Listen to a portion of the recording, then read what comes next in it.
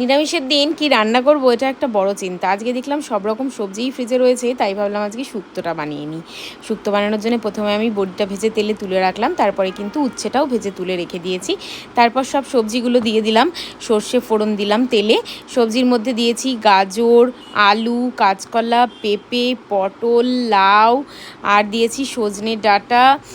সব কিছু দিয়ে কিন্তু ভালোভাবে কিন্তু আমি নাড়াচাড়া করে মিশিয়ে নিলাম। তারপরে কিন্তু কিছুক্ষণ সবজিটা সেদ্ধ হতে দিলাম, তারপর দিয়ে দিলাম হচ্ছে নুন দেওয়ার পরে কিছুক্ষণ আবার নাড়াচাড়া করে নিলাম। তারপর দিলাম অল্প পরিমাণে সর্ষে পোস্তর পেস্ট, সেটা দিয়েও কিছুক্ষণ সবজিগুলো মিশিয়ে নিয়ে দিয়ে দিলাম গরম করে রাখা দুধ দিয়ে কিছুক্ষণ ফুটিয়ে নিয়েছি। সবজিটা সেদ্ধ হয়ে গেছে, তখন কিন্তু দিয়ে দিলাম ভেজে রাখা বড়ি, আর দিলাম কিন্তু উচ্ছেটা। তারপরে দিয়ে দিলাম হচ্ছে বেটে রাখা রাঁধুনিটা। ব্যাস এই রাঁধুনিটা দিলেই কিন্তু রান্নার স্বাদ একদম কমপ্লিট। মনে হবে যে বাড়িতে শুক্তো রান্না হয়েছে। উফ, ফাটাফাটি হয়েছিল শুক্তোটা।